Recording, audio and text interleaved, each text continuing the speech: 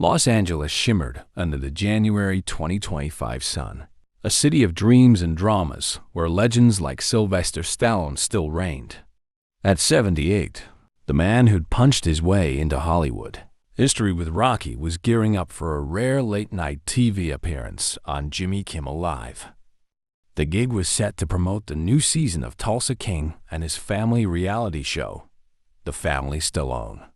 Fans buzzed with excitement online. Stallone didn't do these shows often, and the promise of hearing him talk about his career, his grit, and his daughters felt like a front-row seat to a living legend's life. In his Santa Barbara home gym, Stallone pounded a heavy bag, sweat dripping down his weathered face. Between jabs, he grinned at his assistant. "Maria, I'm not much for sitting on a couch flapping my gums," he said, his voice gravelly but warm. "But if they want to hear how I knocked out life's curveballs, I've got stories." He paused, wiping his brow. "Maybe I'll even tell them why family's the real heavyweight title." Stallone was a pro-focused, no-nonsense, with a self-deprecating charm that masked his steel core. He'd agreed to the show expecting a straight talk, maybe some laughs, and a chance to plug his projects. Politics? If it came up, he'd handle it. His views on hard work and freedom weren't a secret, and he wasn't afraid of a little heat. Meanwhile, at ABC Studios, Jimmy Kimmel paced his office, a smirk playing on his lips. The 57-year-old host had built a career on sharp wit and sharper jabs, but lately, Jimmy Kimmel Live was bleeding viewers to podcasts and YouTube. ABC execs were breathing down his neck, boost the ratings or bust. Stallone's booking had been a coup. His name alone could pull millions. But a few days before the taping, trouble brewed. Kimmel's producer flagged an old Stallone interview praising tax cuts and personal liberty, ideas Kimmel found laughably outdated. "This guy's gonna come on my show and preach America first like it's 1976. Kimmel scoffed during a team meeting. "I'll turn it into gold." Give the audience a good laugh. Arrogant and cocksure, he saw Stallone as a relic, a punching bag for his progressive punchlines. Instead of canceling outright too risky with a BC watching, he decided to rig the interview, prepping loaded questions to mock the action star on air. Stallone arrived at the studio on taping day, January 12th, oblivious to the trap. He'd gotten the standard all-good email from a BC, so he strode in with his trademark swagger, black jacket hugging his broad shoulders. But something felt off. The crew avoided eye contact. A stagehand fumbled his clipboard when Stallone asked, "We set?" Maria whispered, "They're hiding something, Sly." He shrugged, his eyes narrowing. "Let's see what game they're playing." The lights blazed as Kimmel took the stage, his grin a little too wide. "Tonight we've got Sylvester Stallone, the man who's punched every problem America's ever had," he quipped, pausing for laughs. The audience obliged, but the vibe was uneasy. Stallone settled into the guest chair, his posture relaxed but alert, blue eyes locking onto Kimmel. "I don't punch everything," he fired back, a half smile tugging his lips. "Not unless you're asking for it." The crowd chuckled, louder this time, sensing the tension. Kimmel leaned forward, ready to strike. The stage was set, and neither man knew how deep this rabbit hole would go. The studio lights burned hot as Jimmy Kimmel leaned into his microphone, his eyes glinting with mischief. It was January 12, 2025, and Jimmy Kimmel Live was live on air. Sylvester Stallone sat across from him, hands resting calmly on his knees, the faintest trace of amusement in his weathered face. Kimmel had planned this moment all week, turned the action icon into a punchline, milked the laughs, and watched the clips go viral. He'd even rehearsed his opener with the writers. Hit Stallone's politics hard, but keep it funny. The audience, primed by his warm-up act, clapped as he launched in. "So, Sly," Kimmel began, his tone dripping with mock curiosity. "Tulsa King, great show. Loved the mob stuff. But tell me, is this your plan to fix America? Punch the bad guys and call it a day?" He grinned, expecting a roar of laughter. The crowd chuckled, but it was thin, hesitant. Stallone tilted his head, unfazed. "It's a show, Jimmy," he said, voice steady as granite. "But if you're asking about fixing things, I'd say start with people working hard, not waiting for handouts." His words were simple, direct a jab at the system, not Kimmel. Yet. Kimmel pounced, cutting him off. "Oh, right? The pull yourself up by the bootstraps routine. What's next? Sly build a gym in every town and make us all shadowbox our way to prosperity." This time, the laughter was louder, fueled by his exaggerated eye roll. Stallone stayed cool, crossing his arms. "Worked for me," he replied, a faint smirk tugging his lips. "Built a life from nothing. What's your excuse?" The audience oohed, a ripple of surprise cutting through the room. Kimmel blinked, caught off guard, but recovered with a scoff. "My excuse? I've got a job, pal, not punching air for a living." The digs kept coming. Kimmel pivoted to Stallone's family show. The family Stallone cute, really? You teaching your daughters how to love America like it's 1985? He mimed a boxer's stance, throwing fake punches. Stallone leaned forward, eyes narrowing. "I teach them to stand up for themselves," he said, his tone sharpening. "Something you might not get sitting behind that desk." The crowd split half laughed, half gasped. Kimmel waved it off, undeterred. "Stand up? Sure. Until the tax cuts you love leave 'em with nothing to stand on." He beamed, proud of the zinger, but Stallone didn't flinch. "Funny thing about taxes," he shot back. "I've paid more in a year than you've made in 10. Who's standing now?" The interview unraveled fast. Kimmel tried to steer it back to Tulsa King, but every question came with a barb. "So, Sly, you think mob bosses have better economic plans than, say, people who read books?" Stallone's answers grew shorter, his patience thinning. "I think people who do the job know more than people who talk about it," he said finally, staring Kimmel down. The host forced a laugh, wrapping it up after a curt 10 minutes. "Well, folks, that's Sly Stallone still swinging after all these years."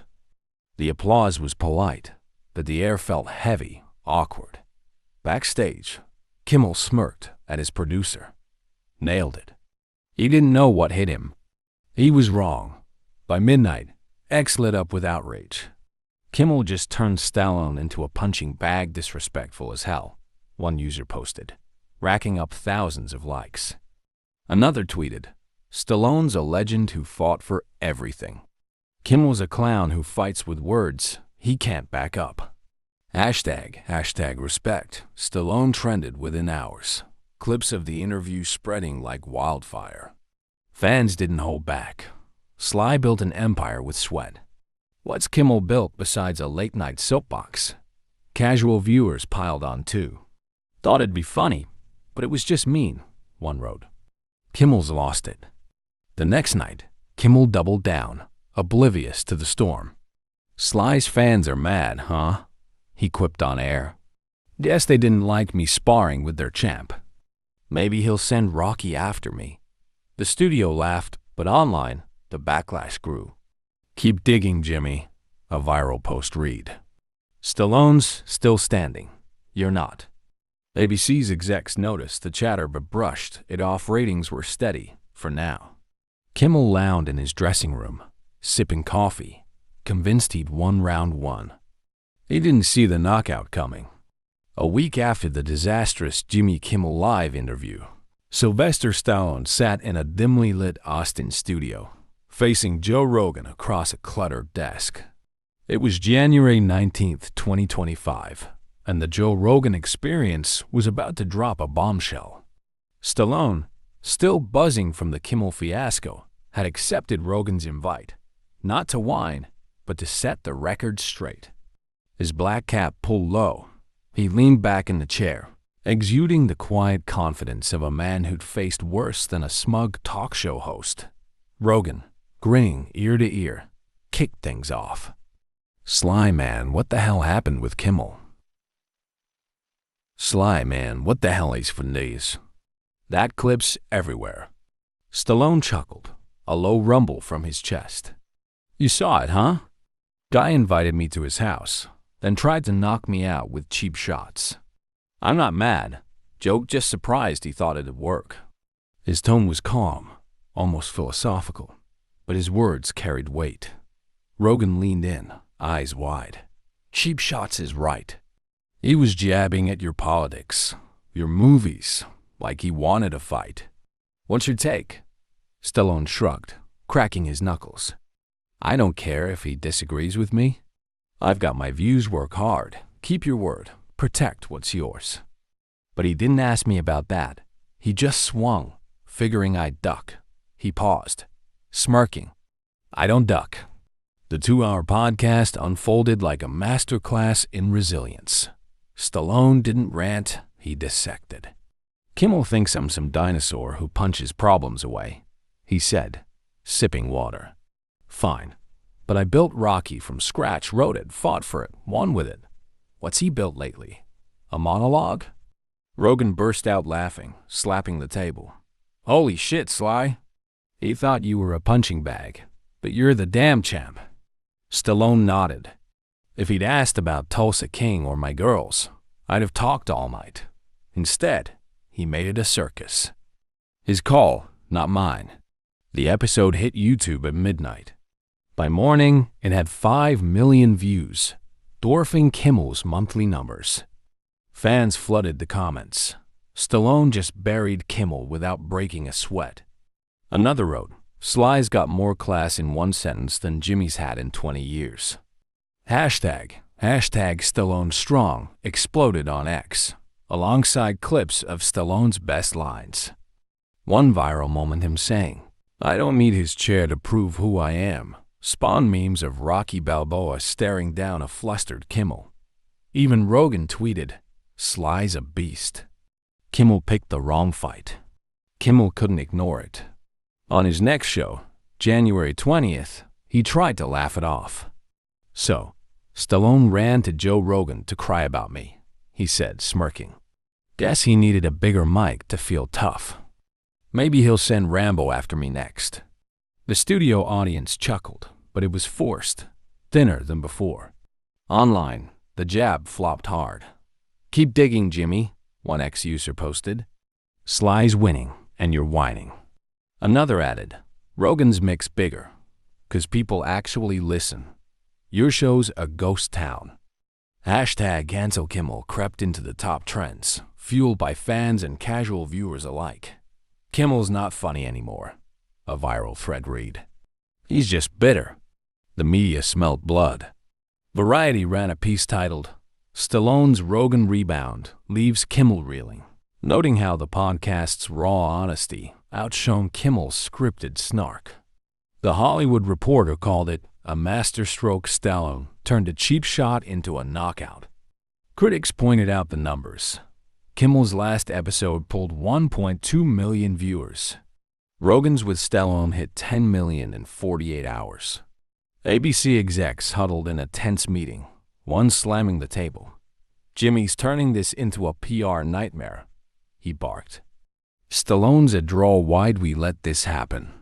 Another scrolled X, wincing at the hashtags. We're bleeding viewers. We need damage control. Back in Santa Barbara, Stallone watched the chaos unfold from his porch, sipping coffee. Maria handed him her phone, showing the trending stats. They're calling you the comeback king, she said. He grinned, shaking his head.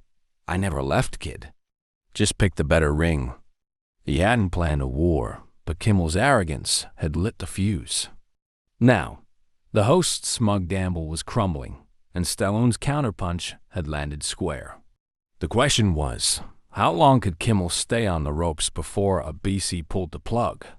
By January 25th, 2025, the Stallone-Kimmel saga had spiraled into a full-blown crisis for a BC. Ratings for Jimmy Kimmel Live dipped 15% since the Rogan podcast dropped. Sponsors whispered about pulling ads, and execs were in panic mode. In a desperate bid to salvage the show, they sent Stallone an email crafted by a VP. Not a lackey offering a return appearance with a rare promise. No script, no filter. You set the tone. Stallone read it over breakfast, his jaw tightening. Maria raised an eyebrow. They're begging, Sly? You going back? He tossed the phone aside, grinning. Yeah, but not to save their ass. I'll finish this my way. The taping was set for January 28th, a Thursday night slot with extra hype. ABC billed it as Stallone Uncut, hoping to claw back viewers. Kimmel, rattled but defiant, agreed to host, though his producer warned, "Don't poke the bear again, Jimmy." He waved it off. "I've got this. He's old news, I'll steer it." Stallone arrived at the studio in a black leather jacket, his stride deliberate, eyes scanning the crew like a boxer sizing up the ring. The tension was electric as he took the guest chair, the audience buzzing with anticipation. Kimmel opened with a strained smile. "Welcome back, Sly. No hard feelings, right? Just a little fun last time." Stallone leaned back, arms crossed, his gaze piercing. "Fun's fine, Jimmy, but you didn't invite me for that. You wanted a target. I'm here now. What's your play?" The crowd murmured, sensing the shift. Kimmel chuckled nervously, adjusting his tie. "Target? Come on, it's a comedy show. You gonna deck me like Rocky or what?" He mimed a punch, but the laughs were sparse. Stallone didn't blink. "I don't hit guys who can't hit back. I just want to know, why'd you turn a chat into a cheap shot?" The question hung heavy. Kimmel faltered, then leaned forward, forcing bravado. "Look, Sly, you came in with your America's great shtick. I had to spice it up, give the people something real." Stallone's eyes narrowed. "Real? You mean mocking a guy you invited instead of asking what he's about? That's your real?" The audience clapped, a few cheers breaking out. Kimmel's smirk faded. "I asked about your shows. You went off on taxes and bootstraps." Stallone cut in, voice low but firm. "You didn't ask, Jimmy. You jabbed. I answered anyway. Difference is, I've got the scars to back my words. What have you got?" The room went quiet, Kimmel's hands fidgeting on the desk. He tried to pivot. "Okay, let's talk Tulsa King then great season, right?" Stallone nodded, but didn't let it slide. "Yeah, it's good. But let's not kid ourselves. You didn't want me here for that last time. You wanted a punching bag, 'cause I don't think like you. So why am I back? Ratings tanking?" The crowd erupted, half gasps, half applause. Kimmel's face flushed red. "Ratings? No, we just thought," he stumbled, grasping for control. Stallone pressed on, calm, relentless. "You thought I'd roll over. I don't. I came to talk work, family, what I've learned. You made it a game. Who lost, Jimmy?" Kimmel opened his mouth, then shut it, his usual swagger gone. The audience stood, clapping as Stallone rose. "I don't need this chair to prove who I am," he said, voice steady. "Thanks for the time, folks. I'll see you where people listen." He walked off, leaving Kimmel alone under the lights, stunned. The director yelled, "Cut to commercial," as the crew scrambled. Backstage, an exec muttered, "We're screwed." Kimmel slumped in his chair, the silence louder than any laugh he'd ever gotten. The fallout hit fast. By January 29th, clips of Stallone's exit dominated X, racking up 20 million views. Hashtag Stallone is strong soared, while hashtag cancel Kimmel trended for days. Ratings for Jimmy Kimmel Live cratered down 20% in a week, the lowest in years. Two sponsors pulled out, citing brand misalignment, and ABC brass convened an emergency meeting. "Jimmy's killing us," one exec snapped, scrolling the numbers.